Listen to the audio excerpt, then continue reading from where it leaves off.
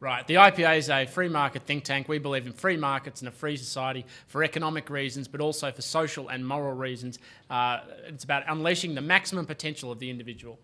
What's the Occupy Wall Street movement about? It's just a whole bunch of left-wing activists who normally complain about cultural imperialism from the United States, who are just quite happy to cookie-cutter copy that sort of activity, which is basically about a whole series of discontents about lots of different issues, some of which I agree with and some of which I don't. But I don't think it really has much to do with a backlash against libertarian ideals, because when it comes down to it, it's a handful of people. The purist free marketeers, basically the GFC has been their Berlin Wall moment. And yes, you will, I heard some people in the audience, you will still have the people who say, oh, well, you know, the real problem with the global financial crisis was that it wasn't free market enough. But that's a little bit like, you know, communists saying, oh, well, the real problem was that communism was never fully implemented in theory. It's absolute rubbish. I'm sorry, I just won't accept this.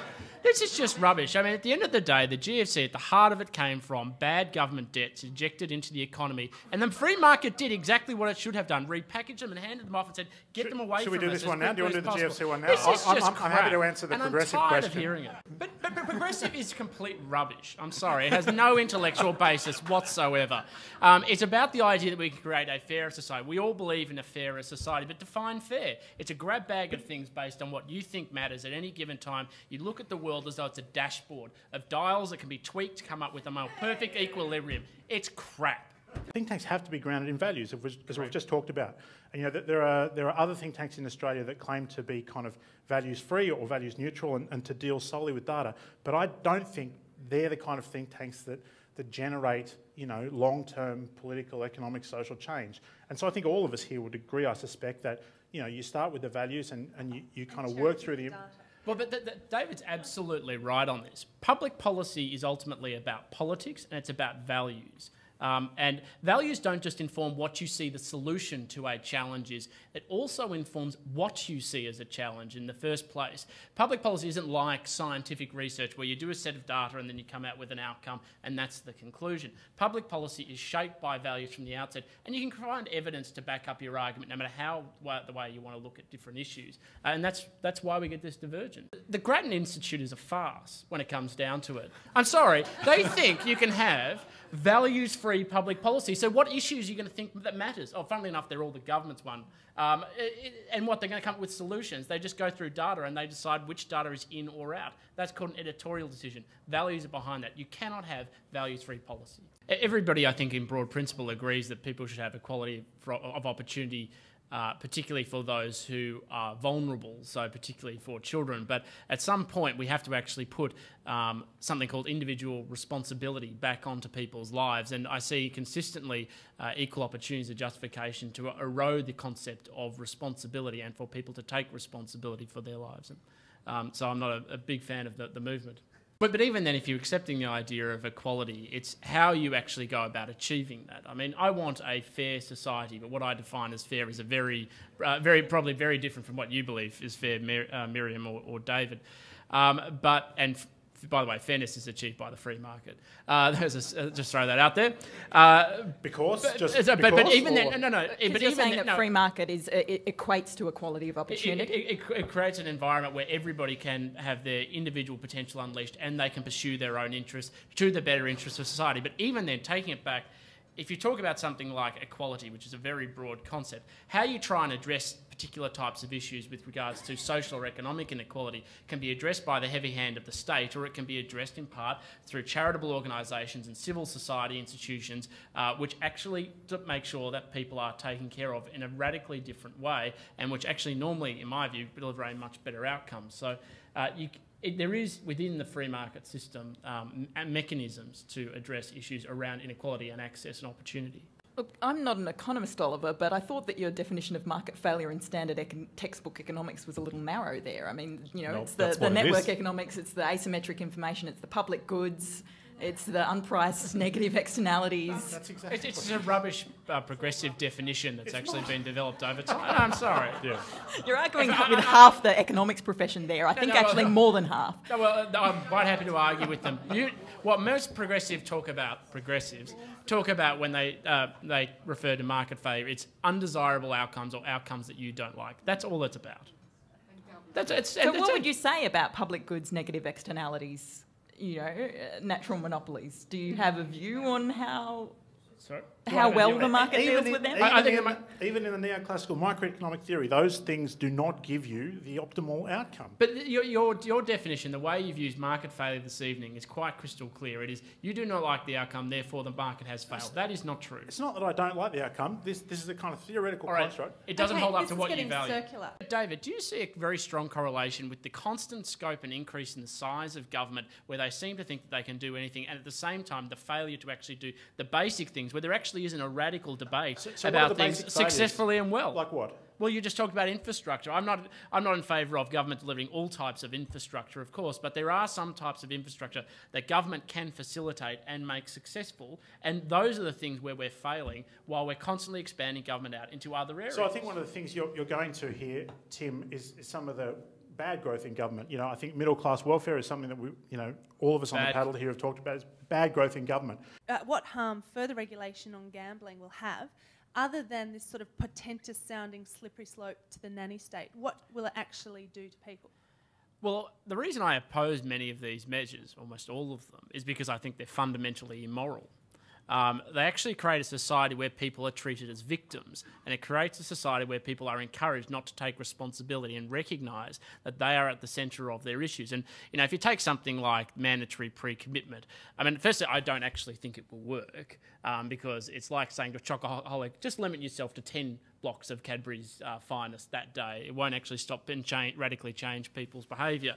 But it actually sends this message that you're a victim. You can't make choices, informed choices about how you live their lives. And that does have, in addition to the slippery slope argument, it has its own type of slippery slope where if people constantly feel like they are the victims, responsibility is pushed on to somebody else. And it's just simply not true.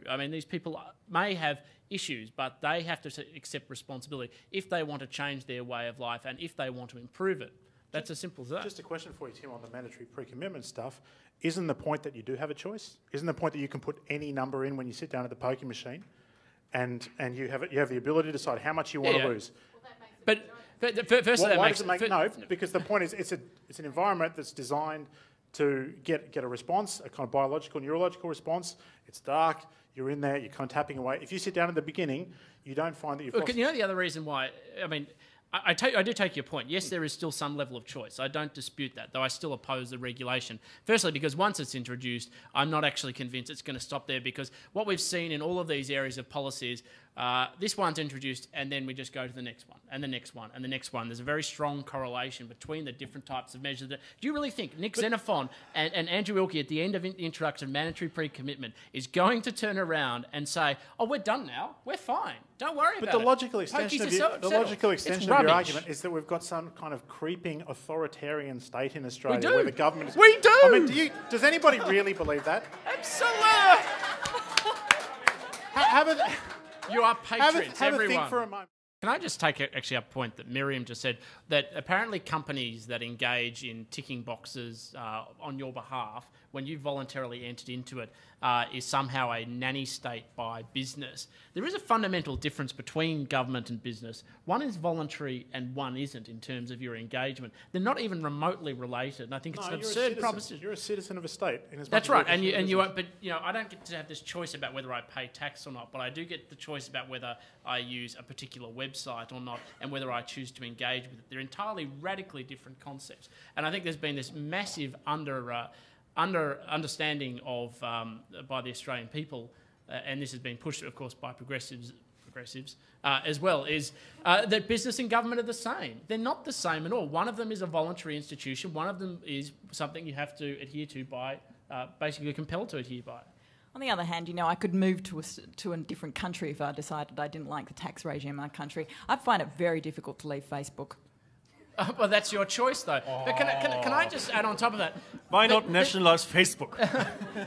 Can I just say on that, Miriam, though, that is the classic argument of why we need competitive federalism and get more and push more onus back onto states rather than having everything put at the national level. Because when you have competitive federalism, you give people choice. They can move to different states if they don't like the laws. If they do have different attitude culturally to the way the government is running, it is an entirely desirable outcome. Laws are best designed to those closest they affect. That is a duplication of red tape that adds a cost on business, that lowers productivity in the economy. All the kind of things that you guys normally argue for are impeded by the idea that we go back to the 8 or 9 different sets of regulations for every single sector.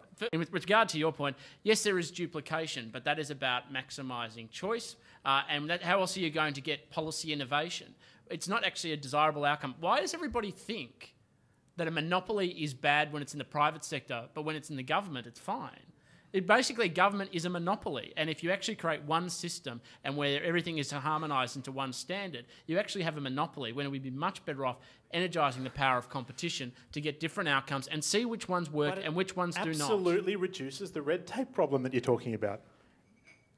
Not necessarily. In fact, you can get substantially worse outcomes when it's at a national level because the laws are designed further away from those who are affected by it. Look, when it comes down to it, I don't have a number about the rate of government involvement. I'm always looking for avenues to try and decrease it so that we could probably get even below 25%, because that still sounds to me like a lot. What we need to do is reform our taxation system in a way that makes sure that we do limit both the growth but, of course, get a more desirable economic outcome. But I don't have a magic number. The simple reality is part of capitalism is actually allowing things to fail, and we seem to have lost this, and actually it's a very big market signal sent. It isn't market failure, it's a market signal when things go pear-shaped. Okay, we've got you. Secondary school education is dependent on their parents' income. I just don't think that you can say that you've got equality of opportunity where you only get a good education if you're a member of the Lucky Sperm Club. But just picking on that point, though, there is a serious issue about trying to lift the average artificially to be more culturally sensitive or be much more feel-good policy. In the end, people need to know if they're bad at something. Failure is part of life. Making mistakes is part of life. And the appropriate response to that is people should learn from it and grow. And by suffocating people and protecting them from that reality, you are doing extreme harm to that individual because they are not learning. And I know, particularly in the case, I was in an organisation many years ago and we had a staff member who was crap. And I kept saying, fire that individual.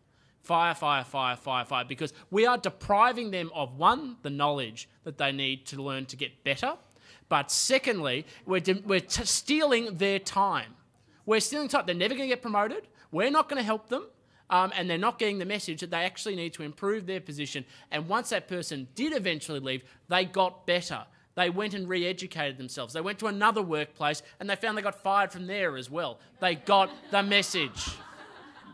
I'm really not sure how you equate, funding and designing an education system so that it gives the kids the kind of education that they need with, what would be equivalent of that in the education system? Massaging their test results so that they weren't told that they'd failed a test? I don't think anybody who is reasonable would be arguing for that. Hang on. My partner is a school teacher, and he is explicitly told to increase the overall average for the results for some kids. That's what happens. Well, it's I've a disaster. certainly heard of situations where test results have been massaged where there's performance pay for teachers in the US. I still remember the case in Britain a few years results. ago where primary school children were not even allowed to fail anymore. Yeah. Teachers were told to tell them that it was just some kind of deferred success. The other thing is political parties are often largely about compromise.